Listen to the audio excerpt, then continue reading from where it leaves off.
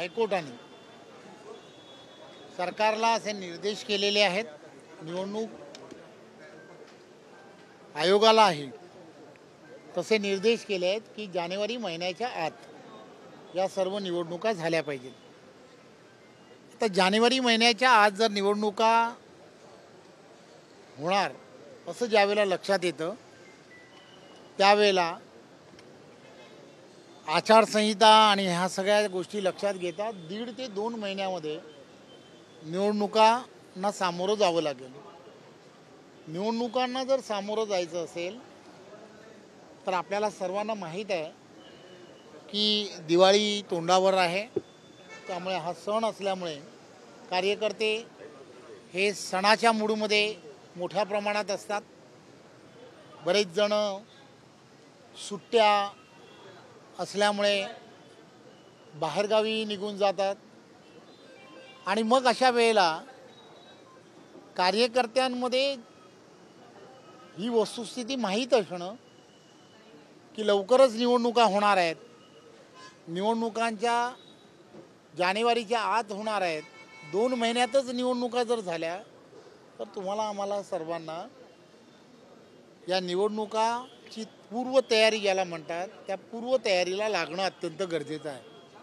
आणि म्हणून त्या संदर्भात आदरणीय देवेंद्रजींनी सुद्धा 3 दिवस संपूर्ण महाराष्ट्राचा दौरा केला आणि या दौऱ्यामध्ये कार्यकर्त्यांना या सर्व विषयाची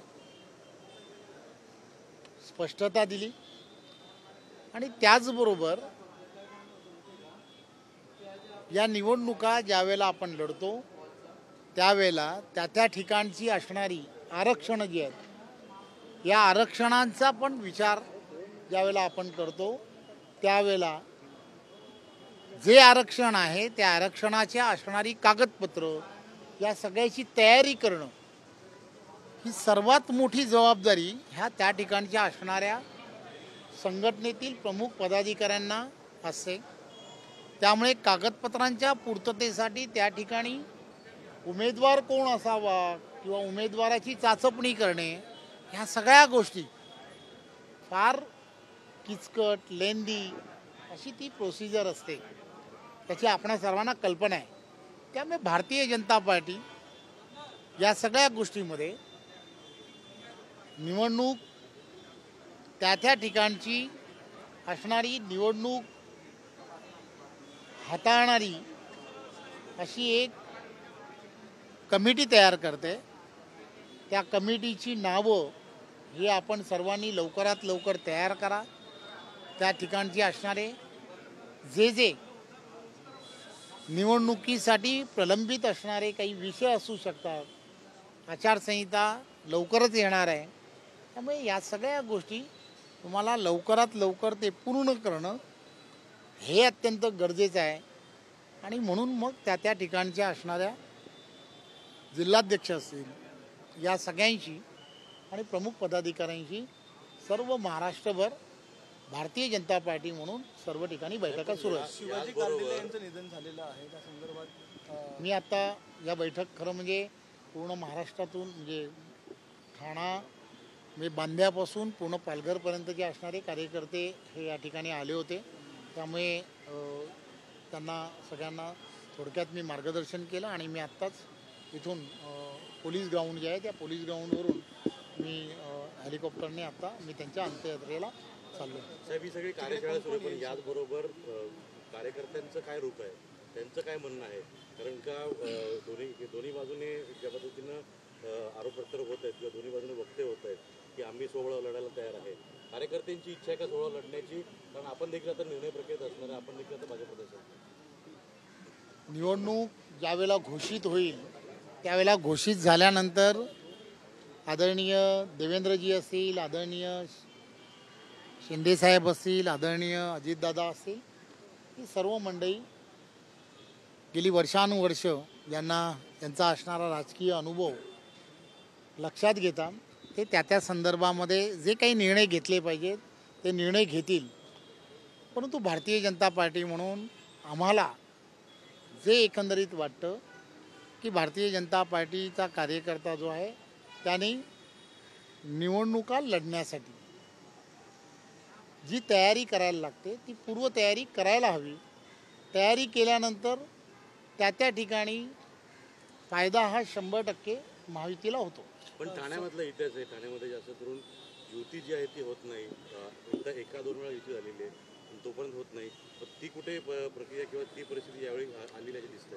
नाही, एक गोष्ट लक्षात काय घेतली पाहिजे, या महानगरपालिकेच्या ज्या निवडणुका ज्या आहेत त्या अंतिम टप्प्यात होणार आहेत. त्यावेळेला अंतिम टप्प्यामध्ये होणाऱ्या निवडणुकाला अजून फार वेळ आहे. त्यामुळे त्यावेळेचे निर्णय जे आहेत त्यावेळेचे निर्णय हे त्यावेळेला ही वरिष्ठ पातळीवरती देवेंद्रजी असतील, शिंदेसाहेब असतील, दादा अजितदादा हे सगळेजण घेतील. सोलापुरात 4 माजी आमदारांचा प्रवेश होणार आहे भाजपामध्ये.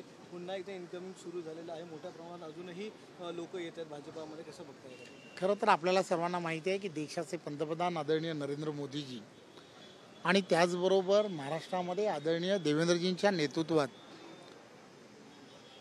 ज्या ताकदीने NDA आणि महायुती जे काम करत आहे, त्यामुळे प्रत्येक व्यक्तीला असं वाटतं आहे, प्रत्येक लोकप्रतिनिधी जो गेल्या अनेक वर्ष वेगवेगळ्या पक्षांमध्ये काम करतो आहे, त्याला सगळ्यांना असं वाटतं आहे की त्यांच्या भागांमधले असणारे विकास कामं असतील, त्यांचे असणारे प्रलंबित प्रश्न असतील, हे मजबूत सरकार आहे. केंद्रातलं आणि राज्यातलं मजबूत सरकार असल्यामुळे या सरकारकडून आपल्या लोकांचे, आपल्या नागरिकांचे प्रश्न हे आपण सोडून घेतले पाहिजेत. आणि ही सर्व मंडळी जी आहेत, सबका साथ सबका विकास या माध्यमातून कुठेही राजकारण न करता प्रत्येक नागरिक असेल त्या नागरिकाच्या काम जे आहे ते करण्याचं काम जर करत असतील तर आपण त्यांच्याबरोबर जोडले गेलो पाहिजेत, विकासाच्या प्रवाहाबरोबर जोडलं गेलो पाहिजे. या विचाराने सर्वजण हे देवेंद्रजींच्या नेतृत्वामध्ये भारतीय जनता पार्टीमध्ये मोठ्या प्रमाणात येत आहेत. ही वस्तुस्थिती. संजय राऊतांचं पालघर इथे भाषण सुरू आहे. ते असं म्हणतात की ईडीला मी घाबरलो नाही, कुठेही झुकलो नाही, मी तुमच्यावर झुकतो कारण की मी कधीही झुकलेलो नाही आहे. खरं तर ते काय बोलतात त्याच्यावरती भाष्य करण्यासाठी मी राजकारणात नाही.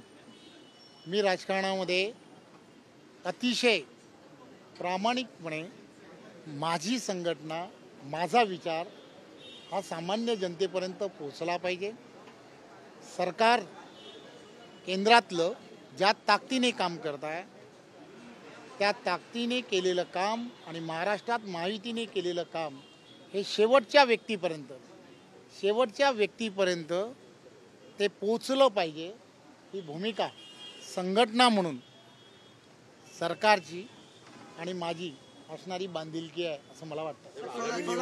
सोलापूर जिल्ह्यातले 4 आमदार यांनी ज्या पद्धतीनं वक्तव्य केलेली आहेत, सूचनेवर असेल, हे पाहता कुठेतरी एक ठाणे जिल्ह्यामध्ये महायुतीमध्ये कुठे आलबेल नाही असं दिसतंय. पण या बाबतीत वरिष्ठांकडे ते स्वतः म्हटलं, ते मुख्यमंत्र्यांनी तक्रार केली प्रभाग रचने म्हणून वगैरे सगळं. तर ही त्यांची जी खंत किंवा त्यांचा राग आहे तो थेट शिवसेनेवर.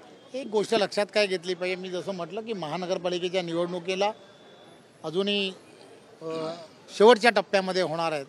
त्यामुळे महानगरपालिकेच्या निवडणुका आपल्याला सर्वांना माहीत आहेत, त्या थोड्याशा धगधगत्या वातावरणात होतात. त्यामुळे थोडंसं धगधगतं वातावरण यायची वाट तर बघा.